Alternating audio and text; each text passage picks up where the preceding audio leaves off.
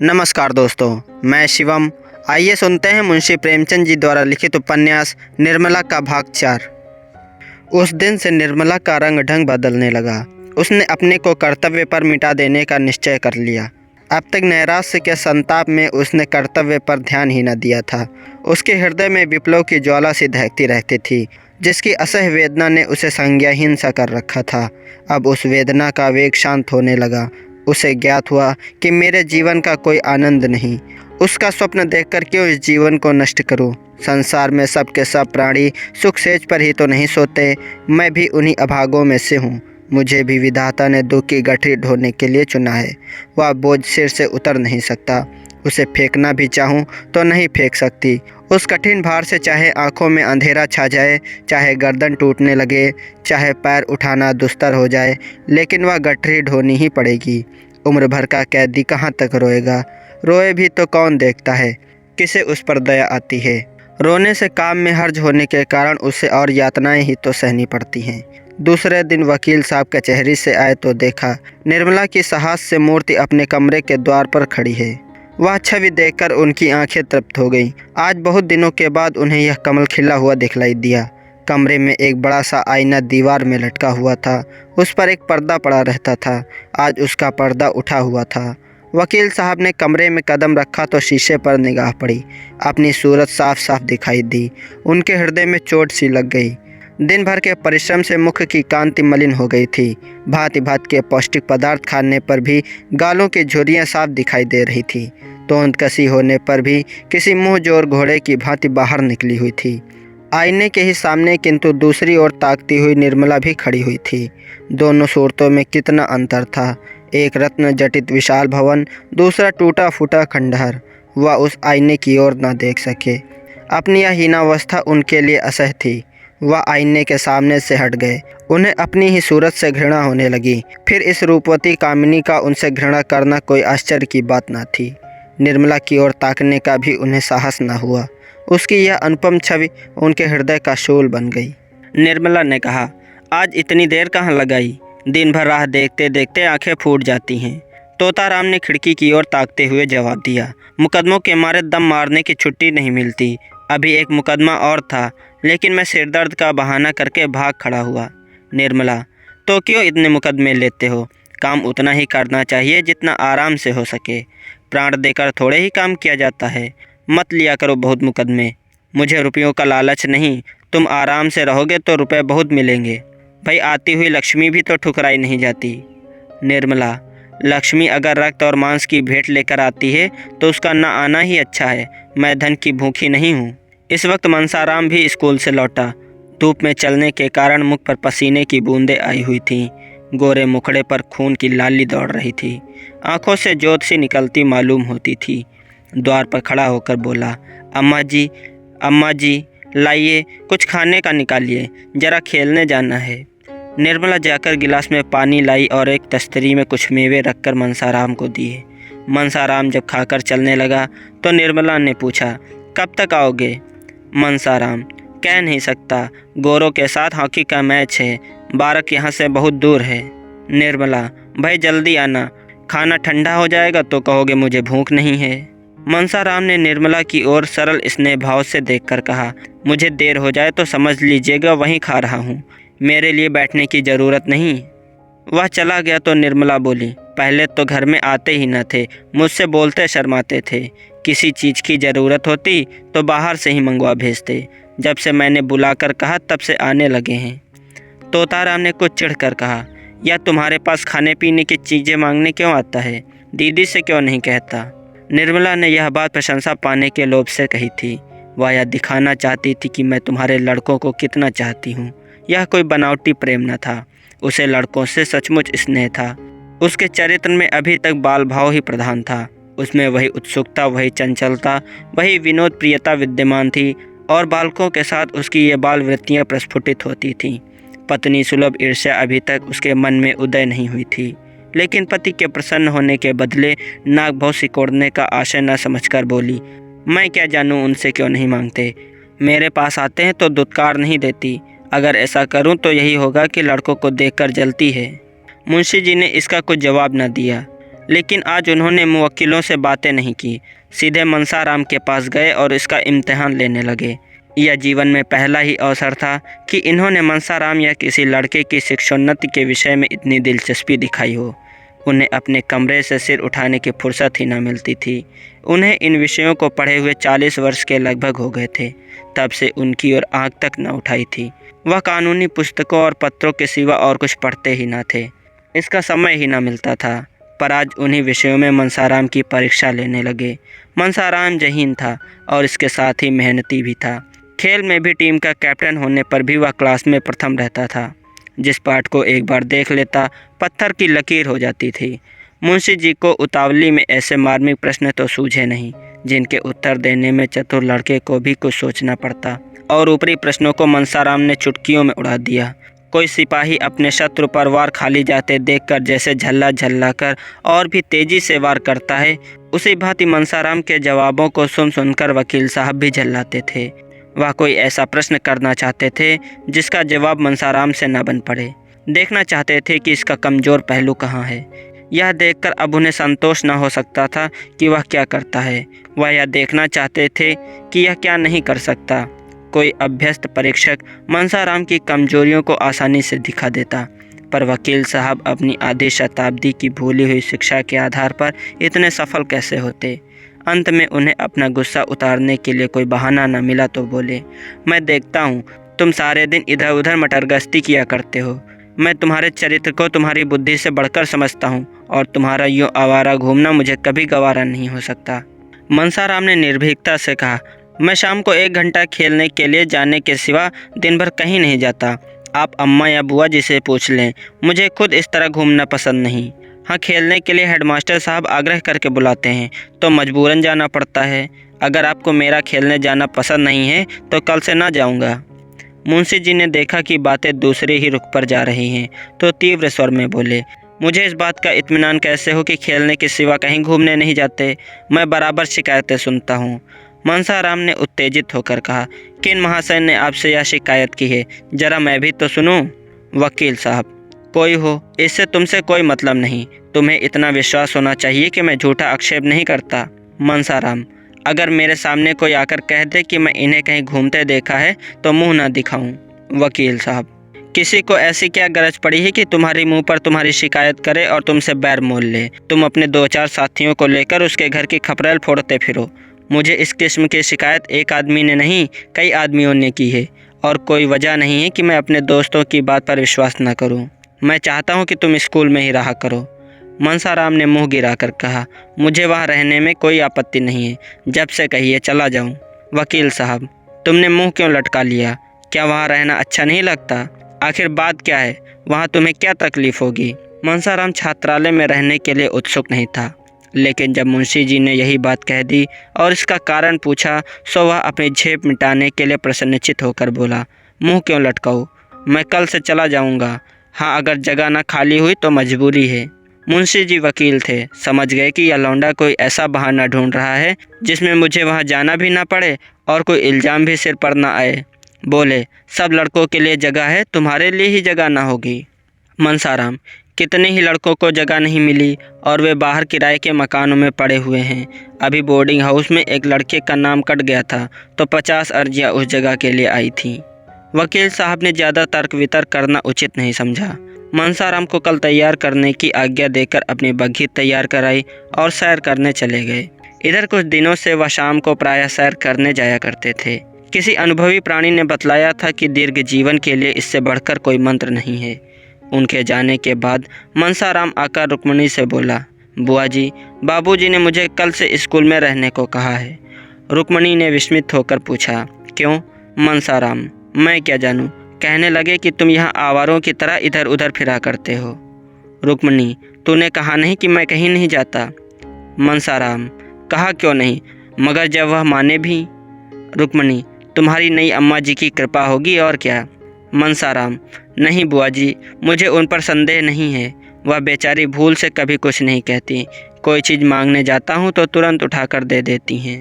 रुक्मणी, तो यह त्रिया चरित्र क्या जाने, या उन्हीं की लगाई हुई आग है। देख, मैं जाकर पूछती हूँ। रुक्मणी झल्लाई हुई निर्मला के पास जा पहुँची। उसे आड़े हाथों लेने का, कांटों में घसीटने का, तानों से छेदने का, रुलाने का अवसर वह हाथ से न जाने देती थी। निर्मला उनका आदर करती थी, उनसे दबती थी, उनकी बातों का जवाब तक न देती थी। वह चाहती थी कि यह सिखावन की बातें कहे, जहाँ मैं भूलूं वहाँ सुधारें, सब कामों की देखरेख करती रहें, पर रुक्मिणी उससे तनी ही रहती थी। निर्मला चारपाई से उठकर बोली, आइए दीदी बैठिए। रुक्मिणी ने खड़े खड़े कहा, मैं पूछती हूँ, क्या तुम सबको घर से निकालकर अकेले ही रहना चाहती हो? निर्मला ने कातर भाव से कहा, क्या हुआ दीदी जी, मैंने तो किसी से कुछ नहीं कहा। रुक्मिणी, मनसाराम को घर से निकाले देती हो, फिर कहती हो मैंने तो किसी से कुछ नहीं कहा, क्या तुमसे इतना भी देखा नहीं जाता? निर्मला, दीदी जी तुम्हारे चरणों को छू कर कहती हूँ, मुझे कुछ नहीं मालूम, मेरी आंखें फूट जाएं अगर उसके विषय में मुंह तक खोला हो। रुक्मिणी, क्यों व्यर्थ कस्में खाती हो? अब तक तोताराम कभी लड़के से नहीं बोलते थे। एक हफ्ते के लिए मनसाराम ननिहाल चला गया था तो इतने घबराए कि खुद जाकर लिवा लाए। अब इसी मनसाराम को घर से निकालकर स्कूल में रखे देते हैं। अगर लड़के का बाल भी बाका हुआ तो तुम जानोगी, वह कभी बाहर नहीं रहा, उसे ना खाने की सुध रहती है ना पहनने की, जहाँ बैठता है वहीं सो जाता है। कहने को तो जवान हो गया है पर स्वभाव बालकों सा है। स्कूल में उसकी मरण हो जाएगी, वहाँ किसे फिक्र है कि इसने खाया या नहीं, कहाँ कपड़े उतारे, कहाँ सो रहा। जब घर में कोई पूछने वाला नहीं तो बाहर कौन पूछेगा? मैंने तुम्हें चेता दिया, आगे तुम जानो तुम्हारा काम जाने। यह कहकर रुक्मिणी वहाँ से चली गई।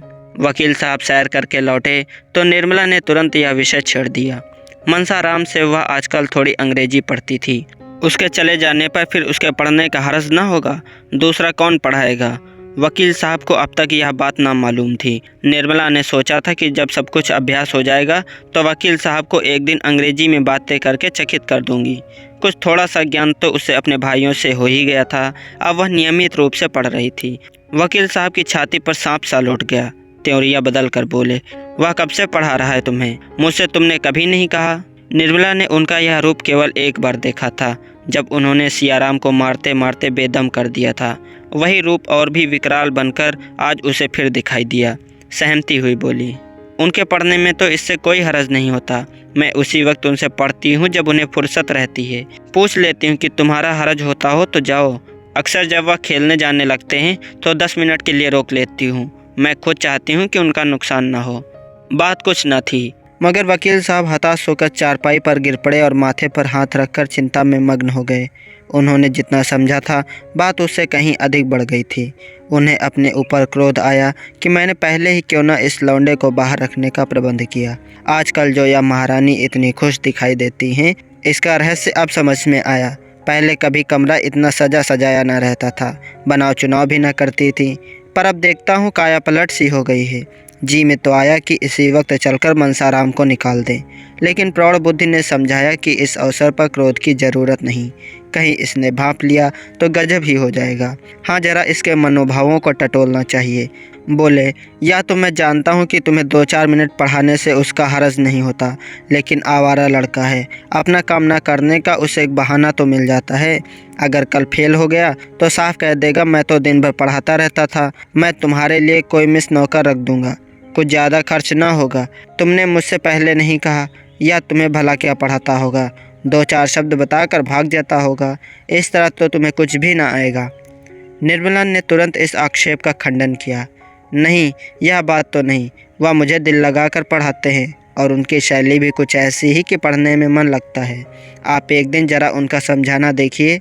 मैं तो समझती हूँ कि मिस इतने ध्यान से ना पढ़ाएगी। मुंशी जी अपनी प्रश्न कुशलता पर मूँछों पर ताव देते हुए बोले, दिन में एक ही बार पढ़ाता है या कई बार? निर्मला अब भी इन प्रश्नों का आशय न समझी। बोली, पहले तो शाम को ही पढ़ा देते थे, आप कई दिनों से एक बार आकर लिखना भी देख लेते हैं। वह तो कहते हैं कि मैं अपने क्लास में सबसे अच्छा हूँ, अभी परीक्षा में इन्हीं को प्रथम स्थान मिला था। फिर आप कैसे समझते हैं कि उनका पढ़ने में जी नहीं लगता? मैं इसलिए और भी कहती हूँ कि दीदी समझेंगी, इसी ने यह आग लगाई है। मुफ्त में मुझे ताने सुनने पड़ेंगे। अभी जरा ही देर हुई, धमका कर गई हैं। मुंशी जी ने दिल में कहा, खूब समझता हूँ, तुम कल की छोकरी होकर मुझे चराने चली, दीदी का सहारा लेकर अपना मतलब पूरा करना चाहती हैं। बोले, मैं नहीं समझता, बोर्डिंग का नाम सुनकर क्यों लौंडे की नानी मरती है और लड़के खुश होते हैं कि अपने दोस्तों में रहेंगे, या उल्टे रो रहा है। अभी कुछ दिन पहले तक यह दिल लगाकर पढ़ता था। यह उसी मेहनत का नतीजा है कि अपने क्लास में सबसे अच्छा है, लेकिन इधर कुछ दिनों से शायद सपाटे का चस्का पड़ गया है। अगर अभी से रोकथाम न की गई तो पीछे करते धरते न बन पड़ेगा। तुम्हारे लिए मैं एक मिस रख दूंगा। दूसरे दिन मुंशी जी प्रातःकाल कपड़े लत्ते पहनकर बाहर निकले। दीवान खाने में कई मुवक्किल बैठे हुए थे। इनमें एक राजा साहब भी थे, जिनसे मुंशी जी को कई हजार सालाना मेहनताना मिलता था। मगर मुंशी जी उन्हें वहीं बैठे छोड़ 10 मिनट में आने का वादा करके बग्घी पर बैठकर स्कूल के हेडमास्टर के यहाँ जा पहुँचे। हेडमास्टर साहब बड़े सज्जन पुरुष थे। वकील साहब का बहुत आदर सत्कार करते थे, पर उनके यहाँ एक भी लड़के की जगह खाली न थी। सभी कमरे भरे हुए थे। इंस्पेक्टर साहब की कड़ी ताकीद थी कि मुफस्सिल के लड़के को जगह देकर तब शहर के लड़कों को दिया जाए। इसीलिए यदि कोई जगह खाली भी हुई तो भी मनसाराम को जगह ना मिल सकेगी, क्योंकि कितने ही बाहरी लड़कों के प्रार्थना पत्र रखे हुए थे। मुंशी जी वकील थे। रात दिन ऐसे प्राणियों से साबका रहता था जो लोभवश असंभव को भी संभव, असाध्य को भी साध्य बना सकते हैं। समझे शायद कुछ दे दिलाकर काम निकल जाए। दफ्तर क्लर्क से ढंग की कुछ बातचीत करनी चाहिए। पर उसने हंसकर कहा, मुंशी जी यह कचहरी नहीं, स्कूल है। हेडमास्टर साहब के कानों में इसकी भनक भी पड़ गई तो जामे से बाहर हो जाएंगे और मनसाराम को खड़े खड़े निकाल देंगे। संभव है अफसरों से शिकायत कर दें। बेचारे मुंशी जी अपना समूह लेकर रह गए। 10 बजते बजते झुंझलाए हुए घर लौटे। मनसाराम उसी वक्त घर से स्कूल जाने को निकला। मुंशी जी ने कठोर नेत्रों से उसे देखा, मानो वह उनका शत्रु हो, और घर में चले गए।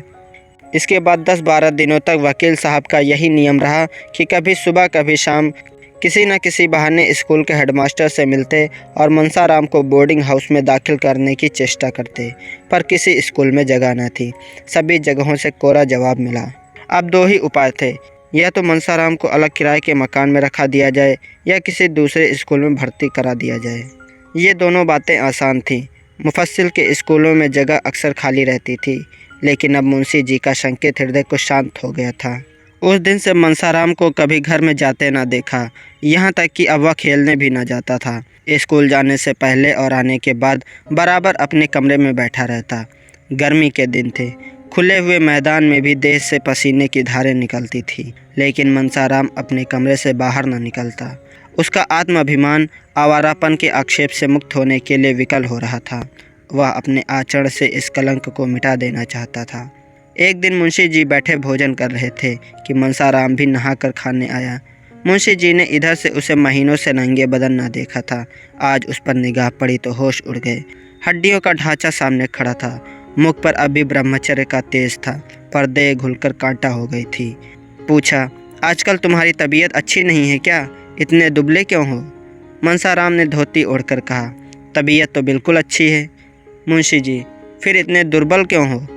मनसाराम, दुर्बल तो नहीं हूँ, मैं इससे ज़्यादा मोटा कब था? मुंशी जी, वाह, आधी देह भी नहीं रही और कहते हो मैं दुर्बल नहीं हूँ। क्यों दीदी, यह ऐसा ही था? रुक्मिणी आंगन में खड़ी तुलसी को जल चढ़ा रही थी। बोली, दुबला क्यों होगा, अब तो बहुत अच्छी तरह लालन पालन हो रहा है। मैं गंवारिन थी, लड़कों को खिलाना पिलाना नहीं जानती थी। खोमचा खिला खिलाकर इनकी आदत बिगाड़ देती थी। अब तो एक ऐसी पढ़ी लिखी गृहस्थी के कामों में चतुर औरत पान की तरफ फेर रही है ना। दुबला हो उसका दुश्मन। मुंशी जी, दीदी तुम बड़ा अन्याय करती हो। तुमसे किसने कहा कि लड़कों को बिगाड़ रही हो? जो काम दूसरों से किए ना हो सके वह तुम्हें खुद करने चाहिए, या नहीं कि घर से कोई नाता ना रखो। जो अभी खुद लड़की है वह लड़कों की देखरेख क्या करेगी? यह तुम्हारा काम है। रुक्मिणी, जब तक अपना काम समझती थी करती थी, जब तुमने गैर समझ लिया तो मुझे क्या पड़ी है कि मैं तुम्हारे गले से चिपटूं? पूछो, क्या दिन से दूध नहीं पिया? जाके कमरे में देखाओ, नाश्ते के लिए जो मिठाई भेजी गई थी वह पड़ी सड़ रही है। मालकिन समझती हैं मैंने तो खाने का सामान रख दिया, कोई ना खाए तो क्या मैं मुंह में डाल दूं? तो भैया इस तरह वे लड़के पलते होंगे जिन्होंने कभी लाड प्यार का सुख नहीं देखा। तुम्हारे लड़के बराबर पान की तरह फेरे जाते रहे हैं, अब अनाथों की तरह रहकर सुखी नहीं रह सकते। मैं तो बात साफ कहती हूँ, बुरा मानकर ही कोई क्या कर लेगा। उस पर सुनती हूँ कि लड़के को स्कूल में रखने का प्रबंध कर रहे हो। बेचारे को घर में आने तक की मनाही है। मेरे पास आते भी डरता है, और फिर मेरे पास रखा ही क्या रहता है जो जाकर खिलाऊंगी। इतने में मनसाराम 2 फुलके खाकर उठ खड़ा हुआ। मुंशी जी ने पूछा, क्या 2 ही फुलके तो लिए थे? अभी बैठे 1 मिनट से ज़्यादा नहीं हुआ। तुमने खाया क्या? 2 ही फुलके तो लिए थे। मनसाराम ने सकुचाते हुए कहा। दाल और सब्जी भी तो थी। ज़्यादा खा जाता हूँ तो गला जलने लगता है। मुंशी जी भोजन करके उठे तो बहुत चिंतित थे। अगर यूं ही दुबला होता गया तो उसे कोई भयंकर रोग पकड़ लेगा। उन्हें रुक्मिणी पर इस समय बहुत क्रोध आ रहा था। उन्हें यही जलन है कि मैं घर की मालकिन नहीं हूँ, या नहीं समझती कि मुझे घर की मालकिन बनने का क्या अधिकार है। जिसे रुपये का हिसाब तक नहीं आता वह घर की स्वामिनी कैसे हो सकती है। बनी तो थी 20 साल तक मालकिन, 1 पाई की बचत न होती थी। इस आमदनी में रूपकला 200-250 रुपये बचा लेती थी। इनके राज में वही आमदनी खर्च को भी पूरी न पड़ती थी। कोई बात नहीं, लाड प्यार ने इन लड़कों को चौपट कर दिया। इतने बड़े बड़े लड़कों की क्या ज़रूरत कि जब कोई खिलाए तो खाएं। इन्हें तो खुद अपनी फ़िक्र करनी चाहिए। मुंशी जी दिन भर उसी उधेड़बुन में पड़े रहे। 2-4 मित्रों से भी जिक्र किया। लोगों ने कहा, कुछ खेलकूद में बाधा न डालिए, अभी से उसे कैद न कीजिए। खुली हवा में चरित्र के भ्रष्ट होने की उससे कम संभावना है जितना बंद कमरे में। कुसंगत से ज़रूर बचाइए, मगर यह नहीं कि उसे घर से निकलने ही ना दीजिए। युवावस्था में एकांतवास चरित्र के लिए बहुत हानिकारक है। मुंशी जी को अब अपनी गलती मालूम हुई। घर लौटकर मनसाराम के पास गए। वह अभी स्कूल से आया था और बिना कपड़े उतारे एक किताब सामने खोलकर सामने खिड़की की ओर ताक रहा था। उसकी दृष्टि एक भिखारिन पर लगी हुई थी जो अपने बालक को गोद में लिए भिक्षा मांग रही थी। बालक माता की गोद में बैठा ऐसा प्रसन्न था मानो वह किसी राज सिंहासन पर बैठा हो। मनसाराम उस बालक को देखकर रो पड़ा। यह बालक क्या मुझसे अधिक सुखी नहीं है? इस अनंत विश्व में ऐसी कौन सी वस्तु है जिसे वह इस गोद के बदले पाकर प्रसन्न हो? ईश्वर भी ऐसी वस्तु की सृष्टि नहीं कर सकते। ईश्वर ऐसे बालकों को जन्म ही क्यों देते हैं जिनके भाग्य में मात्र वियोग का दुख भोगना बधा। आज मुझसे अभागा संसार में और कौन है किसे मेरे खाने पीने की, मरने जीने की सुध है। अगर मैं आज भी मर जाऊं तो किसके दिल को चोट लगेगी? पिता को अब मुझे रुलाने में मज़ा आता है। वह मेरी सूरत भी नहीं देखना चाहते। मुझे घर से निकाल देने की तैयारियां हो रही हैं।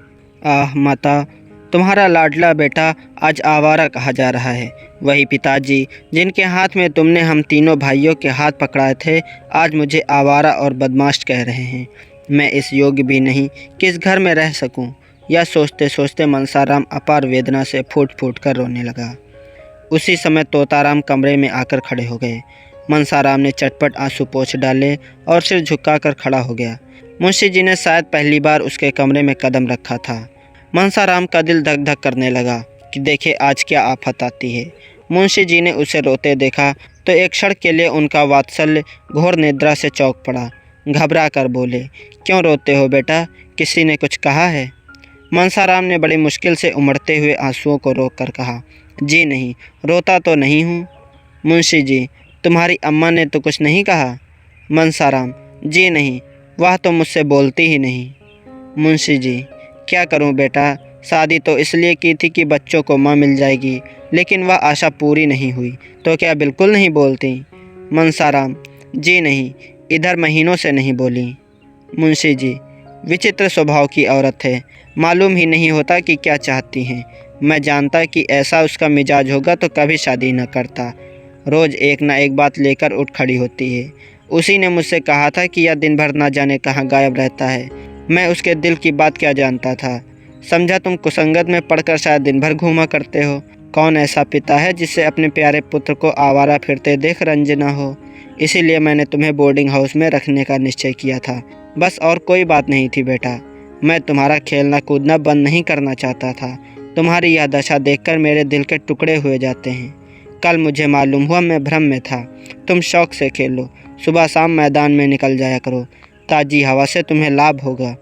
जिस चीज़ की ज़रूरत हो मुझसे कहो, उनसे कहने की ज़रूरत नहीं। समझ लो कि वह घर में है ही नहीं।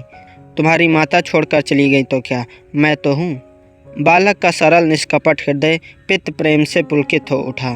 मालूम हुआ कि साक्षात भगवान खड़े हैं। नैराश्य और क्षोभ से विकल होकर उसने मन में अपने पिता को निष्ठुर और न जाने क्या क्या समझ रखा। विमाता से उसे कोई गिला न था। अब उसे ज्ञात हुआ कि मैंने अपने देवतुल्य पिता के साथ कितना अन्याय किया है। पितृभक्ति की एक तरंग सी हृदय में उठी और वह पिता के चरणों पर सिर रखकर रोने लगा। मुंशी जी करुणा से विह्वल हो गए। जिस पुत्र को क्षण भर आंखों से दूर देखकर उनका हृदय व्यग्र हो उठता था, जिसके शील, बुद्धि और चरित्र का अपने पराये सभी बखान करते थे, उसी के प्रति उनका हृदय इतना कठोर क्यों हो गया। वह अपने ही प्रिय पुत्र को शत्रु समझने लगे, उसको निर्वासन देने को तैयार हो गए। निर्मला पुत्र और पिता के बीच में दीवार बनकर खड़ी थी। निर्मला को अपनी ओर खींचने के लिए पीछे हटना पड़ता था और पिता तथा पुत्र में अंतर बढ़ता जाता था। फलता आज यह दशा हो गई है कि अपने अभिन्न पुत्र के लिए उन्हें इतना छल करना पड़ रहा है। आज बहुत सोचने के बाद उन्हें एक ऐसी युक्ति सूझी है जिससे आशा हो रही है कि वह निर्मला को बीच से निकालकर अपने दूसरे बाजू की तरफ खींच लेंगे। उन्होंने इस युक्ति का आरंभ भी कर दिया है, लेकिन इसमें अभीष्ट सिद्ध होगा या नहीं, इसे कौन जानता है। जिस दिन से तोताराम ने निर्मला के बहुत मिन्नत करने पर भी मनसाराम को बोर्डिंग हाउस में भेजने का निश्चय किया था, उसी दिन से उसने मनसाराम से पढ़ना छोड़ दिया, यहाँ तक कि बोलती भी न थी। उसे स्वामी की इस अविश्वासपूर्ण तत्परता का कुछ कुछ आभास हो गया था। उफ, इतना शक्की मिजाज, ईश्वर ही इस घर की लाज रखें। इनके मन में ऐसी ऐसी दुर्भावनाएं भरी हुई हैं, मुझे यह इतनी गई गुजरी समझते हैं। ये बातें सोच सोचकर वह कई दिन रोती रही। तब उसने सोचना शुरू किया, इन्हें क्या ऐसा संदेह हो रहा है, मुझ में ऐसी कौन सी बात है जो इनकी आंखों में खटकती है। बहुत सोचने पर भी उसे अपने में कोई ऐसी बात नज़र न आई। तो क्या उसका मनसाराम से पढ़ना, उसे हंसना बोलना ही इनके संदेह का कारण है? तो फिर मैं पढ़ना छोड़ दूंगी, भूल कर भी मनसाराम से न बोलूँगी, उसकी सूरत न देखूंगी। लेकिन यह तपस्या उसे असाध्य जान पड़ती थी। मनसाराम से हंसने बोलने में उसकी विलासिनी कल्पना उत्तेजित भी होती थी और तृप्त भी। उससे बातें करते हुए उसे अपार सुख का अनुभव होता था, जिसे वह शब्दों में प्रकट न कर सकती थी। कुवासना की उसके मन में छाया भी न थी। वह स्वप्न में भी मनसाराम से कलुषित प्रेम करने की बात न सोच सकती थी। प्रत्येक प्राणी को अपने हमजोलियों के साथ हंसने बोलने की जो एक नैसर्गिक तृष्णा होती है, उसी की तृप्ति का यह एक अज्ञात साधन था। अब वह अतृप्त तृष्णा निर्मला के हृदय में दीपक की भांति जलने लगी। रह रहकर उसका मन किसी अज्ञात वेदना से विकल हो जाता। खोई हुई किसी अज्ञात वस्तु की खोज में इधर उधर घूमती फिरती, जहाँ बैठती वहाँ बैठी ही रह जाती, किसी काम में जी न लगता। हाँ, जब मुंशी जी आ जाते, वह अपनी सारी तृष्णाओं को नैराश्य में डुबाकर उनसे मुस्कुराकर इधर उधर की बातें करने लगती। कल जब मुंशी जी भोजन करके कचहरी चले गए तो रुक्मिणी ने निर्मला को खूब तानों से छेदा। जानती तो थी कि यहाँ बच्चों का पालन पोषण करना पड़ेगा, तो क्यों घर वालों से नहीं कह दिया कि मेरा यहाँ विवाह ना करो। वहाँ जाती जहाँ पुरुष के सिवा और कोई न होता, वही यह बनाव चुनाव और छवि देखकर खुश होता, अपने भाग्य को सराहता। यह बुढ़ा आदमी तुम्हारे रंग रूप हाव भाव पर क्या लट्टू होगा। इसने इन्हीं बालकों की सेवा करने के लिए तुमसे विवाह किया है, भोग विलास के लिए नहीं। वह बड़ी देर तक घाव पर नमक छिड़कती रही, पर निर्मला ने चू तक न की। वह अपनी सफाई तो पेश करना चाहती थी, पर न कर सकी। अगर कहे कि मैं वही कर रही हूँ जो मेरे स्वामी की इच्छा है, तो घर का भेद खुल जाता। अगर वह अपनी भूल स्वीकार करके उसका सुधार करती है, तो भय है कि उसका न जाने क्या परिणाम हो। वह यो बड़ी स्पष्टवादिनी थी। सत्य कहने में उसे संकोच या भय न होता था, लेकिन इस नाजुक मौके पर उसे चुप्पी साधनी पड़ी। इसके सिवा दूसरा उपाय न था। वह देखती थी मनसाराम बहुत विरक्त और उदास रहता है। यह भी देखती थी कि वह दिन दिन दुर्बल होता जाता है, लेकिन उसकी वाणी और कर्म दोनों ही पर मुहर लगी हुई थी। चोर के घर चोरी हो जाने से उसकी जो दशा होती है, वही दशा इस समय निर्मला की हो रही थी।